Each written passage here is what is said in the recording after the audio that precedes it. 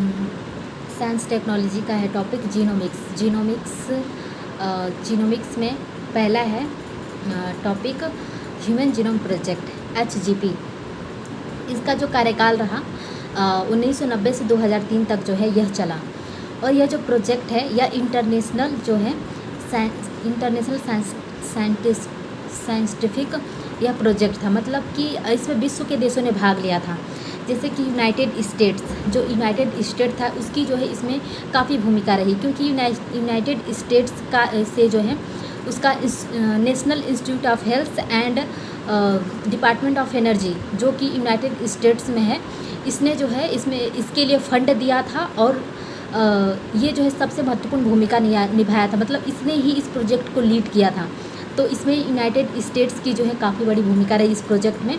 और इस प्रोजेक्ट में जापान, चीन, जर्मनी, फ्रांस और भारत ने और चाइना, इन सब देशों ने मिलकर जो इस प्रोजेक्ट में भाग लिया। इसलिए ये प्रोजेक्ट जो है काफ़ी महत्वपूर्ण हो जाता है, क्योंकि इसमें अंतर्राष्ट्रीय स्तर पर जो इस प्रोजेक्ट को जो है चुना गया। और इस प्रोजेक्ट के बारे में मैं बता दूँ तो इस प्रोजेक्ट में जो है जीन जो DNA होता है, DNA में जो जीन होता है उसके अध्ययन के लिए जो है ये प्रोजेक्ट लाया गया, ताकि जो है DNA के अंदर जो जीन मौजूद है उसके कार्य, उसके फंक्शंस और उनकी संख्या के बारे में जो है उसका अध्ययन किया जा सके। DNA के जीनों के बारे में अध्ययन किया जा सके इस प्रोजेक्ट का जो है। और सबसे महत्वपूर्ण है DNA जीनों की आनुवंशिकता, मानव की आनुवंशिकता के बारे में जो है जानना जो है इस प्रोजेक्ट का लक्ष्य रहा। और यह जो प्रोजेक्ट है इसमें जो है दो तकनीक का प्रयोग किया गया। अनुक्रम टिप्पण पहला है। अनुक्रम टिप्पण में जो है इसमें जो नाइट्रोजन क्षार उपक्रम होते हैं, नाइट्रोजन क्षार उपक्रम कहने का मतलब कि जो DNA में क्षार होते हैं, एडेनिन, गुआनिन, थायमिन और साइटोसिन, ये जो क्षार होते हैं नाइट्रोजन क्षारों का जो है इस तकनीक के से जो है नाइट्रोजन क्षारों का जो है पता लगाया गया। और दूसरा तकनीक है जैव सूचना। जैव सूचना में जो है जो भी इस प्रोजेक्ट से इंफॉर्मेशन मिली थी, आनुवंशिक जो भी जानकारियाँ, डाटा मिले था, उसको जो सुपर कंप्यूटर में संग्रहित किया गया इस तकनीक की मदद से, जैव सूचना की मदद से। और इस तकनीक की, इस प्रोजेक्ट का परिणाम के बारे में बात करें तो इसका परिणाम यह निकला कि इसके परिणाम यह निकला कि इससे जो है मानव जीनोम में DNA के 3 बिलियन जो है बेस पेयर्स जो है पाए गए। DNA के 3 बिलियन बेस जो है पेयर्स, मतलब DNA के 3 बिलियन जोड़े जो है पाए गए जीन के। और इन बेस पेयर्स जीनों का अध्ययन करना ही, इसके बारे में जानना ही इस प्रोजेक्ट का सबसे महत्वपूर्ण लक्ष्य रहा। और ये जो प्रोजेक्ट है दूसरा पॉइंट है और इसका परिणाम ये निकला कि ये पता चला कि मानव जीनों में जो है लगभग 25 से 30 हज़ार जो है जीनों की संख्या है। और इन जीनों के बारे में जानना इसका ये भी लक्ष्य रहा। और ये भी पता चला कि इस प्रोजेक्ट के जरिए ये भी पता चला कि मानव जीनोम के अंदर जो 50% जो जीन हैं वो पुनरावृत्ति क्रम में है, मतलब रिपीटेड सीक्वेंस में, रिपीटेड DNA है। और इससे चौथा पॉइंट ये है कि इससे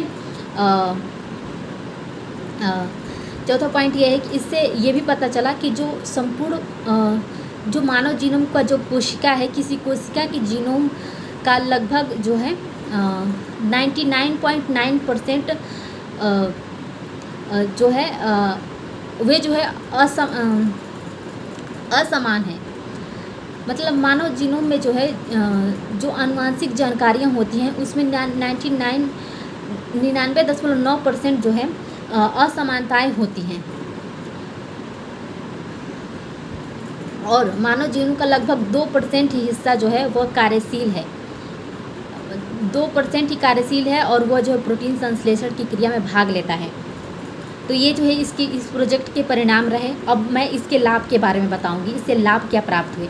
इससे लाभ ये प्राप्त हुए, पहला पॉइंट कि इससे मानव के आनुवंशिक जानकारियों आनुवंशिक रोगों का प्रत्यक्ष एवं अप्रत्यक्ष, डायरेक्ट एवं इनडायरेक्ट तरीके से जो है उसके बारे आनुवंशिक रोगों के बारे में जाना गया। दूसरा है इससे मानव जीनोम यानी जीनों के कार्य और वे प्रोटीन संश्लेषण में कैसे भाग लेते हैं, कौन से प्रोटीन छोड़ते हैं, इसके बारे में पता चला। और इसके द्वारा मानव की क्रियाएं, मानव विस्थापन एंड मानव के विभिन्न नस्लों के आपसी संबंधों के बारे में इससे पता चला।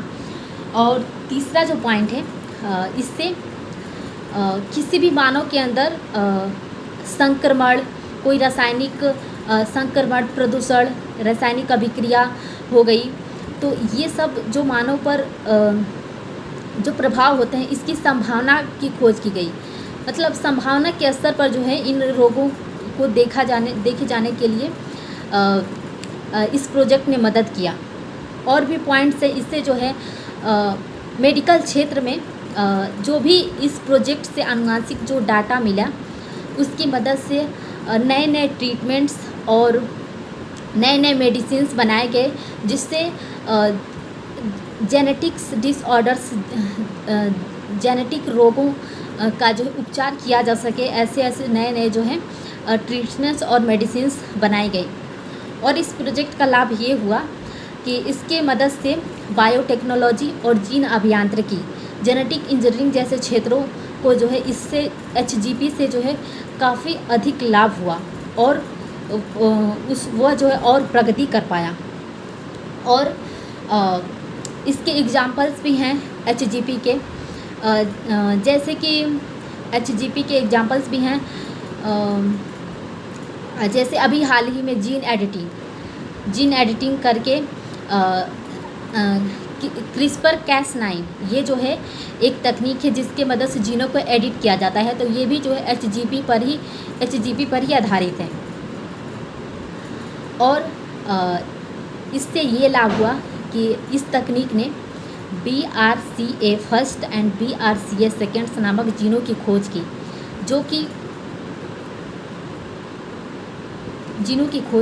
जो कि ब्रेस्ट कैंसर्स में ये जीन पाए जाते हैं। तो ब्रेस्ट कैंसर में ये जीन पाए जाते हैं। और अगर इसको मतलब HGP की मदद से संभावना के स्तर पर भी जो है मतलब अगर किसी स्त्री में ब्रेस्ट कैंसर नहीं है लेकिन वो चेकअप करा सकती है पहले ही जानने के लिए कि उसके में जो है BRCA first and BRCA second नामक जो जीन्स है जो कि ब्रेस्ट कैंसर में पाए जाते हैं, अगर उसके में ये मौजूद हो गया ये दोनों, तो उसको ब्रेस्ट कैंसर हो सकता है। अभी तो हुआ नहीं है लेकिन आगे हो सकता है, क्योंकि उसके ब्रेस्ट में ये जीन जो हैं दोनों मौजूद हैं। और ये जो BRCA first and BRCA second ये ब्रेस्ट कैंसर और ओवरी कैंसर जैसे जो है रोगों की संभावना के स्तर पर जो है जांच करता है। ऐसे ही एक एग्जांपल है